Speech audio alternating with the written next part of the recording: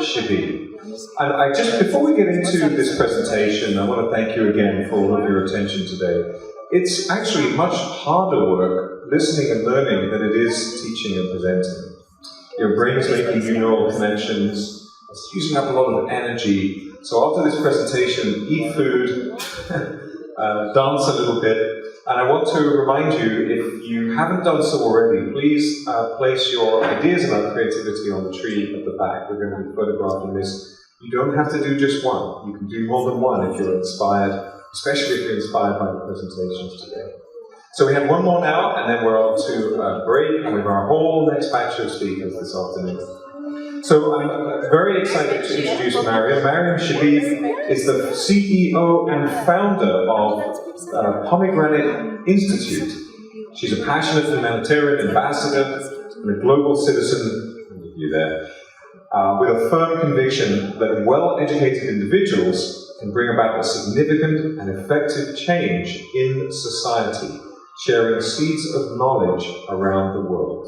So a round of applause, please, for Mariam.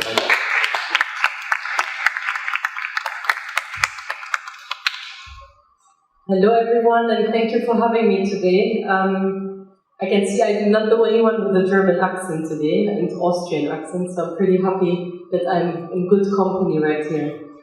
So I will be explaining the seeds in a while that you were talking about. So my origin is I'm German, Iraqi, Syrian, so I think arguing with me will be very interesting, and we'll go in many, many different directions. And I want to start with something quite personal, to give my glimpse of my inspirational path here today with every one of you. So my daughter Layana was born in March of 2020. So it was in the midst of the pandemic, and I think the year that brought with it, not to bring this into a dark and glimpse mood, many things that were completely unpredictable and definitely changed many things in our current being. Hopefully not. Where's the future, gentlemen? I hope you can bring us good news in the future, and fingers crossed for that. So the interesting part for me then is it was the most recent, yet also the most extreme learning curve, an inspirational path for me. My husband, who happens to be sitting right here, Haitham, we can give a short wave, exactly. His flight got cancelled just ahead of the birth of our first child, and I was completely on my own during my C-section. I had my head leaning onto the chest of a maid nurse who was doing his best to replace the chest of Haitham, who, by the way, I forced him to shave his chest prior to me giving birth, because the nurses told me it's going to be a C-section and the doctor, so I was reading that the baby has to be leaning on someone's chest. It should have been his, but this is how it worked. So anyways, that was one important lesson, which leads me to this sentence right now. I think the clicker is... Here we go. Der Mensch denkt und Gott lenkt. It is as much as us as humans thinking and God giving guidance on it. I think it's just disappeared. 1 second. Here we go. Okay.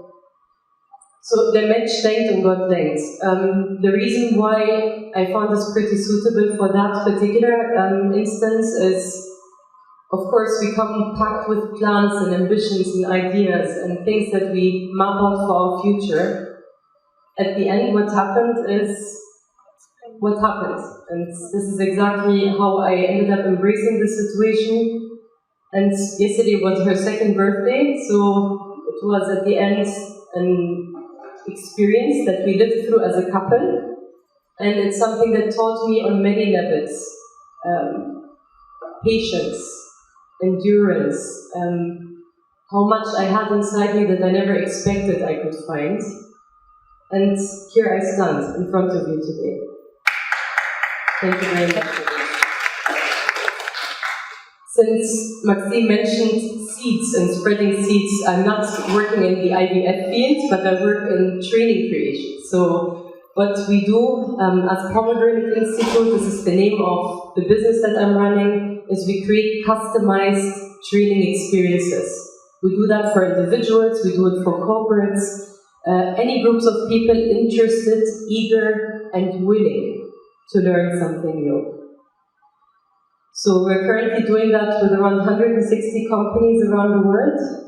And here comes again the second learning curve, which I want to share with you. Dealing with humans is, of course, on an inspirational level, a multi-leveled, intrinsic, deep-going journey that we go on to. At the same time, it's also the greatest pain of my life. And I think many of you will understand where I'm going with this. We deal with people of all ages, all backgrounds, all kinds of nationalities. It doesn't matter as long as people say, please teach us this, or I'm eager to explore this. We're on it. The slogan of our company is, you name it, we train it. So going from here, we tend to categorize people based on an interplay of our not so uncorrupted senses and gut-based judgment. This person seems quite nice, this one not so much. She may have gone through quite a lot, better to stay away. He seems to be in a bad mood. Let's keep the discussion for tomorrow. Then we meet those people. People with a shiny, bright aura around them. It could be an actress, it could be a trainer, an ambassador, a successful entrepreneur. What an inspirational person. Then you get to chit-chat a bit with that person, and very quickly you come to realize maybe not that inspirational after all. Why isn't she listening to me actively if she was taught to do so, and if this is what she does for a living, for instance? That knocks a bit of the crown and the shine and the aura that you initially saw and found in that person.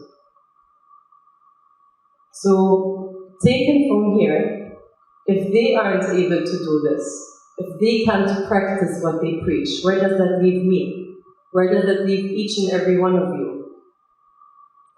There are plenty of days, since we just talked about superpowers, it was a super link with what I'd like to discuss with you. I have plenty of days, and I'm sure I'm not alone, where I'd like to disappear, I'd like to fly, I'd like to erase things from my memory as well as people that I interact with on a regular basis. And on many days, I simply feel things get too much, and things can simply come across as quite overwhelming. But fact is, I don't have these powers. And fact is, I am here today. And many things that once seemed impossible to master, eventually did pass. So the sentence that very often gives me the strength is not new to all of you. This too shall pass. And it does.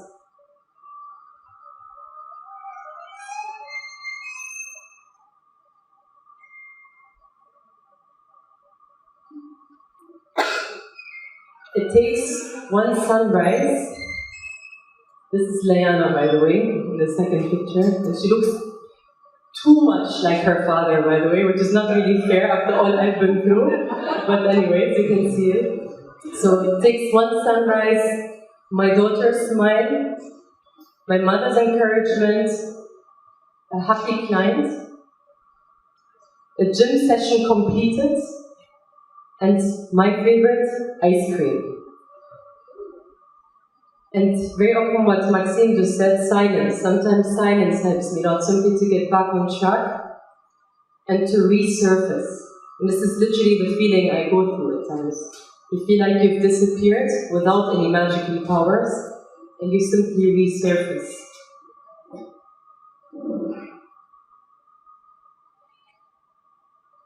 We often advise others so well that we mask our own shortfalls and insecurities, neglect them until they turn into a truly apparent barrier in our life.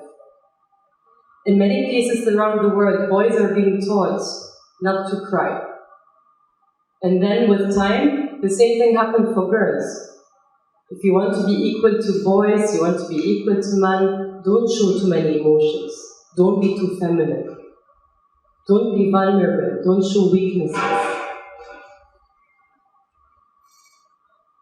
Labels seem to mark our very existence.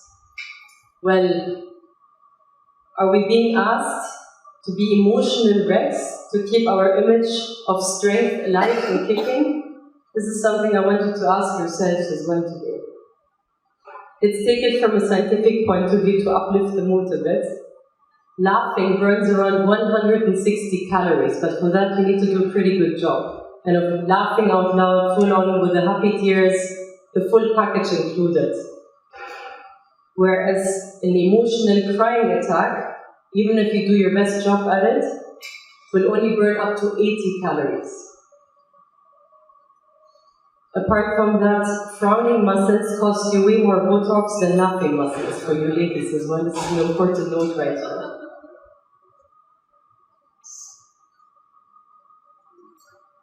My message is simple.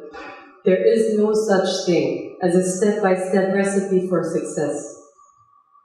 It all starts and ends with self-love. How you tolerate and accept others, how your path will make its way through this jungle of never-ending info flashes and Insta reactions and Insta actions.